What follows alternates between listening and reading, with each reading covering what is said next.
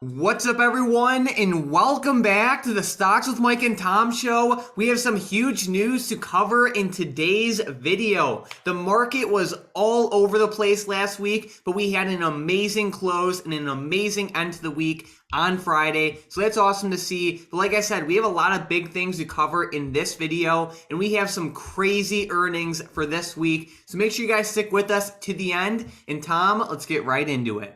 Yeah, Mike, this week is going to be almost as crazy as last week. We actually had Tesla report last week, and we can see they ended up tanking down, and they actually brought the market down with them for that one day that they did go down, I should say. And then we go over and look at stocks like Apple, and they ended up exploding to the upside, and earnings have been really mixed this season, Mike. And we have some huge ones coming up again. We can see actually on Tuesday is going to be probably the biggest day here. We have Exxon and Mobil, UPS, and then after close, we have AMD, PayPal, Google, General Motors, Starbucks. I cannot believe how many huge ones are going to be reporting on Tuesday. And then Wednesday, we have Facebook, Qualcomm, Spotify.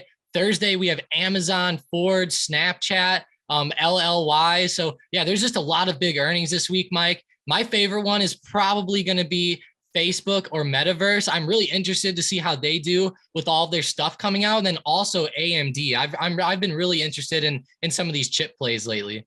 Very true. I'm gonna have to say my I would say the one I'm watching the most is Amazon. Amazon is obviously a powerhouse company, but they've been lagging behind a lot of other like major companies lately, in the sense that we've seen Apple and Microsoft continuously break all-time highs for like months now, where Amazon has kind of just been stuck in this range for quite a while. Like, it's just been consolidating since, like, I guess you could say July of 2020. Yeah, it really has. Like, look at the max daily chart here. We can see I actually have it pulled up, and they pretty much formed a pretty good support back in July of 2020, like you said, right around this $2,900 mark. And it's bounced off of this level multiple times, and we actually just fell below it last week, and we actually touched 2750. So it's going to be a crazy time to see them report, Mike. And a lot of companies are reporting a pretty bad outlook for the next year, and I'm really curious to see how Amazon reports. I feel like they'll come in better than usual. We have seen the powerhouses like Apple still reporting good numbers, so I think that should give Amazon, I think, a bit of hope here, and we might see some pretty good moves. But as far as other earnings plays, Mike, we even have like Exxon and Mobil. I know oil has been all over the place lately too, and even PayPal. Like, PayPal has been honestly beaten down on the daily chart, Mike. Like, if we look at PayPal, they are so far off their all-time highs. They're actually right on the 150 support and touching the 1,000 SMA. Very true. So we are set to have a crazy week, and I will say that earnings, like you already said, Tom, have been very mixed this season. But if we see like a lot of these major companies, like I guess you can say Meta and Amazon, report good earnings like Apple did, that can really turn the market around. So definitely be on the lookout for earnings this week. It's going to be crazy. And then, Tom, I know we have some new news with like Russia and the US. So what's going on there? Yeah, this Russia news is actually pretty crazy. We can see that Reuters reported here on investing.com that the U.S. Senate is close to a deal on legislation to sanction Russia. And they actually reported that they're close to this deal, including measures that may be put in ahead of any invasion. And that's actually pretty big to say. If we come out with any type of tariffs on them or just anything regarding any of these sanctions, it's going to be bad for obviously for the world, and it's obviously going to hurt the market probably. We've been seeing the market go all over the place with some of this Ukraine, Russia news, Mike. And honestly, the SPY has just been trading in a huge range here. Like last week, the SPY pretty much stayed between 425 and a high of 440. And if we end up breaking out up above 444 here, I'll really be looking for a nice breakout with the SPY and even with the QQQ. But this news is pretty crazy. Like, if we end up seeing sanctions come out against Russia and then Russia maybe hits back, then we might see a pretty big move out of the market. And I'm not saying that we're going to go to war or anything like that, but it's definitely been talked about quite a bit lately. Yeah, the market has been like a pinball, Tom, back and forth, back and forth. So it's like there's so many different like catalysts and things coming out that is just bringing in so much volatility. Like, of course, major earnings, but the Russian news, Powell's statement, and a bunch of things like that. So it's been a wild ride, and hopefully everything just kind of like settles down a little bit so we can get the market moving to how it normally does. So great stuff there, Tom. And then I also know that there's some news with like the Bank of England and rising rates. So what's going on there?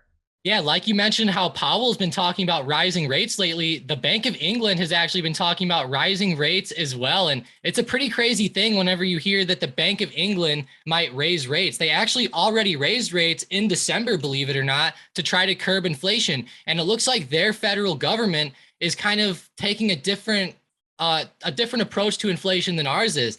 Ours was saying it's been transitory and they've been holding off on raising rates. And it looks like they might finally start doing it sometime in March. But it looks like the Bank of England already started it in December. And actually, whenever they meet this Thursday, they're expected to raise it by another 0.25%. So we'll have to see how that ends up affecting our markets. Obviously, people have been talking about raising rates for a while now, and the market's been kind of taking a dip on that. So as the Bank of England starts to raise rates, I wonder how it will affect our markets here this week.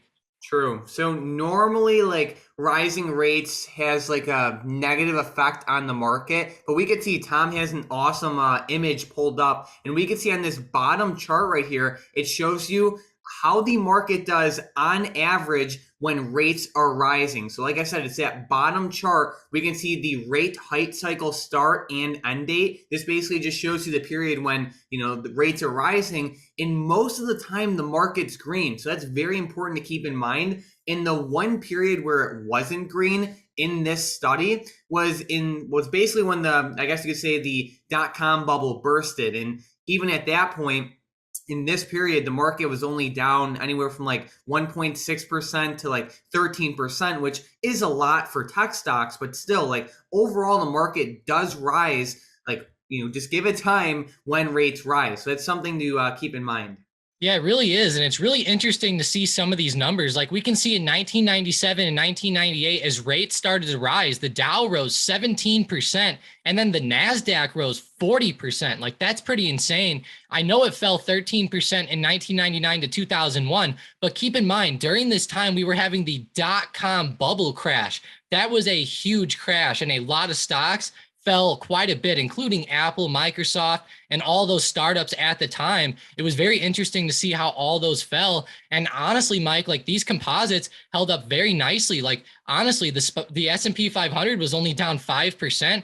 That's actually pretty good, I'd say, for such a big crash. But it is interesting to see that the rates going up necessarily don't mean that the market's going to crash. I know that lots of people have been saying that a lot lately. And, whenever you go back and look at the history, the numbers suggest otherwise. Exactly. So I figured we'd throw that in, guys, because I know there's a lot of differing information out there related to rising rates and things like that. So hopefully that was useful.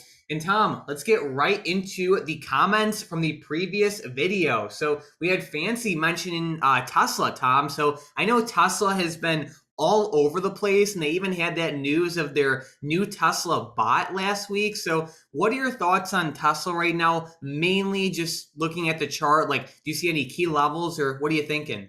Yeah, looking at the technicals right now, I'm actually getting pretty worried about Tesla. Last week to end the week, I was really hoping that they would end up holding up around that $850 to $900 support, but they ended up falling right below that on Thursday and Friday. They just had those earnings come out, and honestly, the earnings were pretty good, but they did have a pretty bad outlook. They did say that they expected the chip shortage to maybe hurt them over the next couple of quarters here. So looking at it, I like the movement out of Tesla, Mike, and with them announcing the bots and everything, I feel like it's going to be a good buying opportunity sometime soon. Now, I will say I wouldn't be buying it right now. I feel like it might still fall down in the shorter term. Like I said, we fell through that $900 support. We ended up falling all the way down towards $800. So it's just pretty crazy to see how much this stock's been falling lately, but I will be eyeing it up for a longer term pickup. But personally, I could see it going down maybe over the next week or two, just because of all the bad news we've seen and all the breaks of supports. But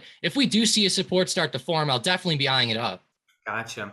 All righty. And then we had Alex mention SPCE and CHPT. So two, I guess you can say, hype stocks.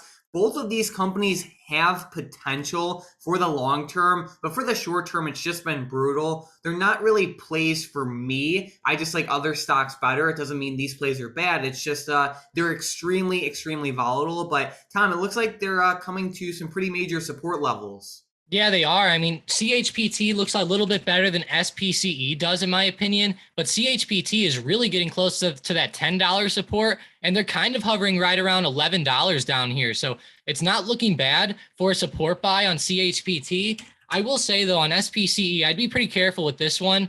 I feel like this stock can be pretty good. Given that they're in the space industry, and I feel like that they were a lot better to pick up whenever they were having all that crazy news go on. But right now, their stock's obviously been tanking down and they've taken a lot of flack for this. So I'd be careful with SPCE, but I will say I like CHPT a lot better. And if you do like SPCE because it's a space stock, just realize that there's going to be a lot more space stocks coming out over the next 5 to 10 years, and they'll probably be a lot better fundamentally. For sure. All right, good stuff there. And Tom, let's shout out our member of the day really quickly. Huge shout out to Health Freak in the Discord. Thank you so much for all of your activity and positivity in the Discord chat. Tom and I really appreciate you. So thank you so much for all of your support. And let's get right into the momentum plays for tomorrow. And with the first one, we have DraftKings to the upside.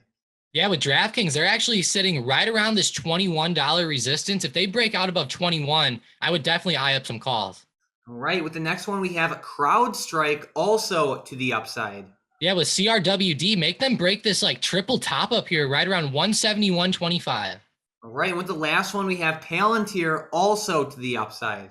Yeah, with Palantir, go ahead and make them break out above. Let's make them break above the solid number $13 even.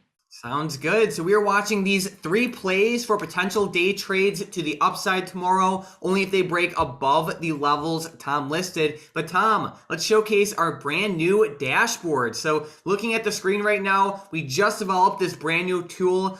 Basically, you can type in any stock and within seconds, you can get access to 10 years worth of historical data, full access to financial statements. And this dashboard will show you exactly what is moving any stock. It's an awesome tool. I love it. I use it literally every single day, and we have some crazy updates behind the scenes. If you decide to sign up, you are locked in at your price for life. So if the price ends up doubling in a couple months, you're locked in at your price. It's a one-time payment right now. It's a great deal. I love the tool, and we're adding so much more to it. You can compare 2 stocks against each other and see how they're performing. Like I said, it's an awesome tool. Definitely check it out. It's that first link in the description down below. But Tom, do you have any last-minute plays or anything you were watching for this week? Yeah, I just really wanted to talk about that channel one more time on the S&P 500 here, or specifically the SPY. This channel between 444 and between the low of like 426 is going to be huge this week. If we break this to the upside with good earnings, I think we could see the market start to pop back up in a pretty good way. If we look at the SPY on the daily, we can see it actually dip down over the past couple of weeks in a pretty bad way. It's almost like a falling knife at this point with how drastically it's been going down. So I'll definitely be eyeing it up for a move out of this channel. If it goes up above 444, then great. I'll eye it to the upside. If it falls below 426, then I'll eye it up to the downside. But either way, I think it's a really good channel to play. And we're going to have some big earnings coming up, like earnings with AMD, Amazon, Facebook, you name it. I mean, we're just going into such a crazy season, Mike, and I really hope that it makes the market pop out of that channel. Sounds great. Well, thank you guys so much for watching today's video. If you liked our video, please consider subscribing. We post brand new videos every single day. But other than that, thank you so much for watching.